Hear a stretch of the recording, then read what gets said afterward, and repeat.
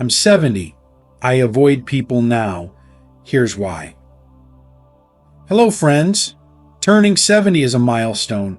One I never imagined reaching so quickly. One moment you're in your 20s, full of plans and energy, and the next, you're waking up in a body that feels different every day, with memories spanning decades. Life changes, priorities shift, and as I've grown older, I've noticed something surprising about myself. I've started avoiding people. This wasn't always the case. I used to be incredibly social, always surrounded by friends and family, attending events, helping out in the community, and being that person everyone could rely on. But somewhere along the way, something changed. At first, I thought it was just me. Now I'm realizing it might be more common than I imagined. Let me explain why. If you enjoyed this video, don't forget to subscribe and turn on notifications so you never miss an update. 1. Time feels more precious than ever. At 70, I find myself thinking about time in ways I never did before. It's not just the ticking of the clock or the turning of the calendar. It's the undeniable realization that time is finite. When I was younger, time felt abundant, like an endless river flowing toward an unknowable horizon. I wasted it freely, believing there would always be more. Hours spent on idle chatter, relationships that went nowhere, and tasks that brought little joy or meaning. They seemed inconsequential then, but now every moment feels like a gift and I don't want to squander it. Time isn't just a measurement anymore, it's a companion, sometimes kind, sometimes harsh, always reminding me to cherish what I have left. It's in the quiet mornings when I sip my coffee and watch the sunrise, savoring the warmth of the cup in my hands. It's in the afternoons when I take long walks, feeling the crunch of leaves underfoot, grateful for the strength still left in my legs. And it's in the evenings sitting in my favorite chair, reflecting on memories of a life well lived. I used to fill my time with people and activities, thinking that the more I did, the fuller my life would feel. But I've learned that the opposite is true. It's not about how much you do or how many people you surround yourself with. It's about the quality of those experiences and relationships. Now, I choose carefully where and with whom I spend my time. I'd rather have a quiet conversation with someone who truly understands me than attend a crowded gathering where I feel like a stranger in a sea of faces. The truth is, I've become fiercely protective of my time because I've realized how irreplaceable it is. When you're young, you think there's always tomorrow to fix a mistake, rekindle a friendship, or chase a dream. But as you age, you understand that there are fewer tomorrows than you'd like to admit. This doesn't make me sad, it makes me intentional. I don't waste hours on meaningless drama, shallow conversations, or obligations that don't align with my values. Instead, I pour my time into what truly matters: my health, my passions, and the people who bring light into my life. There's a profound peace in this shift. I've stopped feeling guilty about saying no to things that don't serve me. I no longer feel the need to explain myself when I choose solitude over socializing. It's not that I don't value relationships. In fact, I value them more than ever. But my focus has changed. I want my connections to be genuine, my conversations to be meaningful, and my days to feel full, not just busy. Time, at this stage in life, is also about letting go. Letting go of regrets over wasted moments, letting go of grudges that once seemed important, and letting go of the need to do it all. I've learned that it's okay to slow down and simply be. There's no rush anymore, no race to the finish line. The best moments aren't in grand achievements, but in the small, quiet joys. A favorite song, a warm breeze, a heartfelt laugh. So, yes, time feels more precious than ever, but it also feels richer. I've stopped chasing it and started savoring it. And in doing so, I found a kind of contentment I never knew was possible. At 70, I don't want to waste a single moment, not because I'm afraid of running out, but because I finally understand what a gift it truly is. 2. Relationships change, and so do we. As the years pass, Relationships transform in ways you might never anticipate. Some grow stronger, deepened by shared memories and mutual understanding, while others fade quietly, like a book you've put down and never picked up again. At 70, I've come to accept that not all relationships are meant to last forever, and that's okay. What I've learned is that the people who remain in your life during this stage are often the ones who truly matter. When I was younger, relationships were everything. I surrounded myself with friends, colleagues, neighbors, and acquaintances, always trying to maintain connections and be part of something larger.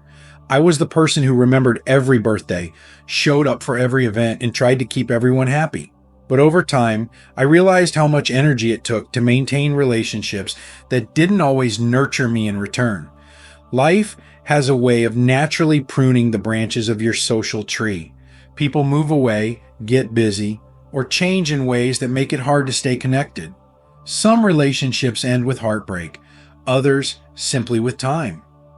I used to take these losses personally, wondering what I could have done differently to hold on. Now, I understand that life's journey pulls us all in different directions. People come into your life for a reason, a season, or a lifetime, and recognizing which is which has brought me a sense of peace. But it's not just others who change. We change too. I'm not the same person I was at 40 or even 60. My priorities have shifted. I value simplicity, kindness, and authenticity more than ever before. I don't have the patience for drama or relationships that feel one-sided. I used to think being there for everyone made me a good friend or family member, but I've realized that true relationships are reciprocal. They don't drain you, they fill you. Some of the most profound lessons I've learned about relationships have come through heartache. Trust broken by people I cared about, loyalty that wasn't returned, or kindness that was taken for granted. All of these experiences left scars. But they also taught me how to set boundaries, how to recognize red flags, and most importantly, how to value my own well-being. Now, I give my time and energy to people who lift me up, not those who weigh me down. And yet, even with these lessons, I sometimes feel a pang of nostalgia for the relationships that have faded. A friend who was once like a sibling but whom I haven't spoken to in years. A family member whose life has taken a different path. It's bittersweet to look back on those connections, but I've come to appreciate them for what they were. Precious moments in time that helped shape me into who I am today. 3. Trust becomes more complicated. The older you get, the more you realize how fragile trust can be. In my younger years, I trusted easily, believing in the goodness of people and their intentions. But as life unfolded, I encountered betrayal in ways that left me more cautious. Trust, once lost, is hard to regain. And at 70, I find myself far more selective about whom I let into my inner circle. It's not that I'm bitter or angry, I'm not. But experience has taught me to be careful. Over the years, I've been let down by people I never expected to hurt me. A friend who turned out to be more interested in what I could do for them than in who I was. A business partner who prioritized their gain over our shared vision. Even family members who, for reasons I may never fully understand, distanced themselves in ways that left me questioning what went wrong. These experiences left me with a choice. Close myself off entirely or approach new relationships with a mix of openness and caution. I chose the latter, but that caution comes with a price. When someone new enters my life, my first instinct isn't excitement or curiosity, it's suspicion. I find myself wondering, what do they want? What's their motive? It's not a mindset I enjoy, but it's one born out of necessity. However, I've also learned that trust isn't just about others. It's about trusting yourself. Trusting your instincts when something doesn't feel right. Trusting your ability to walk away from toxic people no matter how long they've been in your life. And trusting that it's okay to protect your heart, even if it means keeping your distance. Still, Trust is a complicated thing. I've met people in recent years who have restored my faith in humanity, even if just a little. A kind stranger who helped me when I dropped something at the store, a neighbor who checks in during bad weather. These moments remind me that while trust may be harder to give now, it's not impossible. At this stage in life, I've come to terms with the fact that trust will always be a delicate balance. It's not about building walls so high that no one can climb them. It's about creating gates, strong enough to keep out harm, but open enough to let in love, kindness, and connection when it feels right. Ultimately, relationships and trust have become simpler in their complexity. I cherish the few people I trust wholeheartedly and keep my boundaries firm with those who haven't earned it. And while I may never trust as easily as I once did, I've come to value the relationships I do have even more deeply. At 70, that feels like a gift worth treasuring. 4. The world feels different now. At 70, the world feels like a completely different place from the one I grew up in. It's not just the pace of life that has changed. It's the very fabric of how we interact with each other. Sometimes, I look around and wonder where the warmth and simplicity of human connection have gone. I grew up in a time when neighbors were like extended family. We knew each other by name, stopped by unannounced to share a cup of coffee, and offered help before anyone had to ask. Families gathered regularly, not out of obligation, but out of genuine love and joy. There was an ease in those relationships, a sense of belonging that didn't require constant effort to maintain. But now, it seems like everyone is so busy chasing something: success, recognition, or just keeping up with the demands of modern life. People don't visit each other the way they used to. Conversations have become rushed, as though we're all racing against an invisible clock. Even within families, connections sometimes feel thinner, stretched by distance, both physical and emotional. Technology, for all its conveniences, has played a part in this shift. Don't get me wrong, I'm grateful for the ability to video call my grandchildren or stay in touch with old friends through social media. But at the same time, I can't help but feel that these screens have created barriers between us. There's something irreplaceable about sitting across from someone, hearing the nuances in their voice, and feeling the warmth of their presence. The constant hum of notifications, news updates, and endless scrolling can feel overwhelming. It's as though the world has become noisier, yet lonelier at the same time. There are moments when I just want to step away from it all, turn off the phone, and retreat into the quiet of my own thoughts. And then there's the matter of values. The world I see today often feels unrecognizable, with priorities that seem so far removed from what I was taught to cherish: honesty, kindness, and community.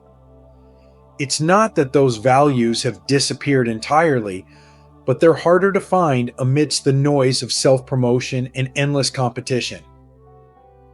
I often long for the simplicity of the past, not because I'm resistant to change, but because I miss the depth of genuine human connection. Back then, relationships felt more grounded, less transactional. People weren't constantly distracted, and there was an unspoken understanding that time spent together was precious. Yet, I also recognize that nostalgia can sometimes paint the past in softer colors than it deserves. Life was never perfect, and every era has its challenges. But as the world moves forward, I've found myself retreating, not out of bitterness, but out of a desire to hold on to what still feels real and meaningful to me. 5. Solitude isn't loneliness. In my younger years, I used to equate being alone with being lonely. The thought of spending an evening by myself seemed unbearable, as though solitude was something to be avoided at all costs. But now, I've come to understand that solitude isn't something to fear, it's something to cherish. There's a profound difference between being alone and being lonely. Loneliness is an emptiness, a longing for connection that feels out of reach. Solitude, on the other hand, is a fullness, a quiet contentment in your own company. At 70, I found that some of the happiest moments in my life come from simply being still, letting the world fade into the background as I focus on the here and now. In solitude, I've rediscovered the joy of simple pleasures, sitting by the window with a cup of tea, watching the birds flutter around the feeder, feeling the warmth of the sun on my face during a morning walk, hearing the crackle of a fire on a cold evening. These moments, though small, fill me with a sense of peace that no crowded room or bustling event ever could. Solitude has also given me the space to reflect. At this stage of life, memories become both a comfort and a teacher. I find myself revisiting moments from the past, not out of regret, but out of gratitude for the experiences that have shaped me. In the quiet of my own thoughts, I've been able to make peace with the things I once struggled to understand. This doesn't mean I've completely cut myself off from the world.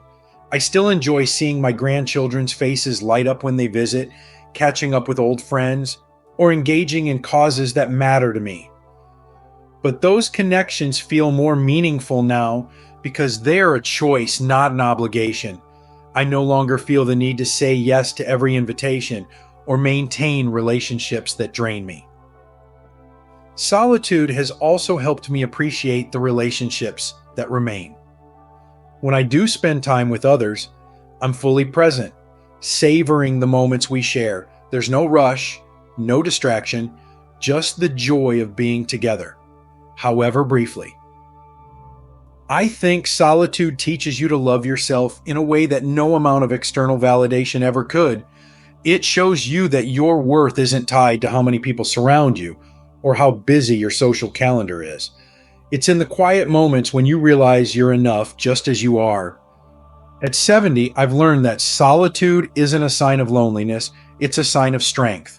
It's a choice to step away from the noise, to protect your peace, and to focus on what truly matters. And in that choice, I've found a happiness that's deeper and more enduring than I ever imagined. 6. Why I avoid people now. At this stage of my life, avoiding people isn't about bitterness or resentment, it's about peace. After 7 decades of giving, learning, and sometimes hurting, I've come to understand that not every relationship is meant to last, and not every connection is worth the energy it takes to maintain. It's a lesson that's both freeing and bittersweet, one I've embraced not out of sadness, but out of necessity. For most of my life, I was the kind of person who put others first. I gave my time, my energy, and my heart freely, often without expecting much in return. I wanted to be liked, to be helpful, to be someone others could depend on. And for a long time, that felt right. I thrived on being needed, on showing up for others, on being the steady hand people could rely on. But life has a way of teaching you what your boundaries should be, even if it takes decades to learn the lesson. I've been let down by people I trusted, hurt by those I loved, and drained by relationships that took far more than they gave. There were times I ignored the red flags because I wanted so badly to see the good in someone. There were times I stayed in situations that chipped away at my happiness because I thought that's what loyalty meant. Now, at 70, I see things more clearly. Avoiding people doesn't mean I've given up on humanity. It means I've learned to protect my own well-being. I no longer feel obligated to keep toxic relationships alive or to engage in situations that leave me feeling empty. I've traded the noise of social obligations for the quiet of meaningful solitude, and I've never felt more at peace. I avoid people who bring drama into their lives and mine. I avoid those who make everything about them, who never ask how I'm doing or seem to care about the answer if they do. I avoid people who take my kindness for granted, assuming it's endless. And most importantly, I avoid situations that make me feel like less than who I truly am. This isn't to say I've closed myself off completely. I still cherish the relationships that matter, the friends and family who have stood the test of time, who show up not because they need something, but because they care. Those connections are sacred to me, and I nurture them with all the love I have left to give. But I no longer feel the need to cast a wide net. A smaller, deeper circle is more than enough. In some ways, avoiding people has allowed me to appreciate them more. When I do spend time with others, it's because I truly want to, not because I feel obligated. The conversations are richer, the moments more memorable, because they're chosen, not forced. 7. Does this sound familiar? I often wonder if others in my age group feel the same way. Is it just me? Or does time naturally make you more selective? Do the disappointments and betrayals of life lead all of us to guard our hearts more closely, to prioritize our peace above all else? When I look back, I realize that much of my younger life was spent trying to meet other people's expectations. I wanted to be everything to everyone: a good friend, a reliable partner, a supportive family member. But as the years went on, I began to see how exhausting that was, and how little of myself I had left by the end of it. Now, I've stopped apologizing for protecting my time and energy. I've stopped feeling guilty for choosing solitude over socializing. And I've stopped wondering if there's something wrong with me for needing space to breathe, reflect, and simply be. If you're in your 60s, 70s, or beyond, maybe you found yourself making similar choices. Maybe you've started to pull away from relationships that no longer serve you, or situations that leave you feeling drained instead of fulfilled. Maybe you've noticed that you value quality over quantity when it comes to the people in your life. It's not an easy transition. Sometimes it feels like letting go of parts of yourself.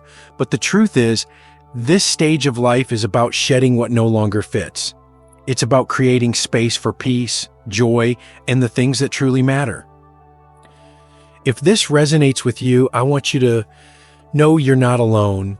There's no rule book for how to navigate this part of life, no one-size-fits-all approach.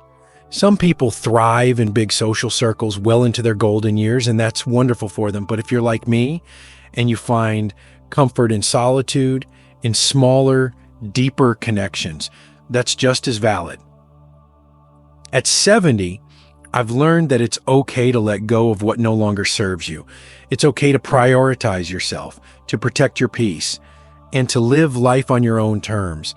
And in doing so, I've found a kind of freedom I never knew existed. A freedom to be fully, unapologetically myself. So, if you find yourself pulling away from people or choosing solitude more often, don't see it as a loss. See it as a gain. It's a gift to be able to carve out a life that feels right for you, even if it looks different from what others expect. Here's to this chapter of life. A chapter of reflection, growth, and the courage to live authentically. May we all find the peace we deserve. 8. Embracing this chapter. At 70, I've come to see life not as a series of endings, but as a series of beginnings. Each stage brings its own lessons, challenges, and beauty, and this one is no different. This chapter of life, with its quiet simplicity and deeper reflection, feels like a culmination, a time to embrace who I've become and let go of the things that no longer matter. When you're young, you often live with an urgency, a constant need to do more, achieve more, and be more. There's a restlessness that drives you forward, fueled by the belief that the future holds endless possibilities. But as you age, that restlessness fades. You stop chasing what's out there and start appreciating what's right here. It's not about giving up. It's about shifting your focus. This chapter is about simplicity. It's about savoring the small moments that often go unnoticed. The morning light streaming through the window, the laughter of a grandchild, the familiar warmth of a loved one's embrace. These are the moments that anchor me, that remind me of what's truly important. It's also about reflection. At 70, I find myself looking back on the life I've lived, not with regret, but with gratitude. There were triumphs that filled me with pride, mistakes that taught me resilience, and heartbreaks that shaped me in ways I couldn't understand at the time. Each experience, no matter how small, has woven the tapestry of my life. But this chapter isn't just about looking back. It's about looking forward too. There's a quiet excitement in knowing that I still have time to create, to learn, and to grow. It's a time to focus on what brings me joy, whether that's nurturing a garden, exploring a new hobby, or simply taking time to be still. One of the most beautiful parts of this chapter is the freedom it brings. The freedom to let go of expectations, both those imposed by others and those I've placed on myself. I no longer feel the need to prove anything or to meet some arbitrary standard of success. Instead, I've embraced the idea that simply being is enough. This chapter has also taught me the importance of saying no. No to obligations that drain me, no to relationships that no longer serve me, and no to the pressures of trying to be everything to everyone. In doing so, I've made space for the things that truly matter: peace, love, and connection. There's a kind of courage that comes with aging, a willingness to live authentically and unapologetically. I no longer fear being judged for my choices or misunderstood for my actions. At 70, I've earned the right to prioritize my well-being, to speak my truth, and to live life on my terms. This chapter is also about gratitude. Gratitude for the life I've lived, the people I've loved, and the memories I've made. Gratitude for the strength that has carried me through tough times and the joy that has illuminated the good ones. And gratitude for the simple fact that I'm still here with more life to live and more lessons to learn. So, what does embracing this chapter truly mean? It means accepting the past without clinging to it, embracing the present with open arms, and looking to the future with hope. It means finding beauty in the everyday, cherishing the relationships that matter, and letting go of anything that doesn't bring peace. It's not always easy. There are moments of loneliness, of wondering what comes next, of missing the people and places that once filled my life. But even in those moments, there's a quiet strength, a reminder that I've made it this far and that I have everything I need within me to keep going. At 70, I've come to realize that life is less about the big milestones and more about the small, meaningful moments that make up our days. This chapter, though different from the ones that came before, is no less important. In many ways, it feels like the most authentic, the most honest, and the most peaceful part of my journey. Embracing this chapter is not about accepting limitations, it's about celebrating possibilities. It's about honoring the life I've lived while remaining open to whatever comes next. And most of all, it's about living fully, deeply, and unapologetically, one day at a time. Closing thoughts. At 70, life has taught me that it's not about how much you do or have, but about the quality of what you cherish, the moments, the connections, and the peace you carry within. I found joy in simplicity, strength in solitude, and fulfillment in focusing on what truly matters. Avoiding people isn't about bitterness. It's about protecting the peace I've worked hard to find. If you're walking a similar path, know that it's okay to choose what feels right for you. This chapter is ours to embrace in whatever way brings us the most contentment. Here's to living authentically and savoring every moment we're given. Take care and thank you for being part of this journey. These lessons are meant to inspire you to live fully and authentically. Now, I'd love to hear from you. Take a moment to reflect and share one thing you've learned and plan to apply in your own life. Let's support each other on this journey toward embracing these truths. If you enjoyed this video, please leave a comment with 1. If not, feel free to comment with 0. Your feedback means a lot to us. Don't forget to like, share, and subscribe to our YouTube channel for more content like this.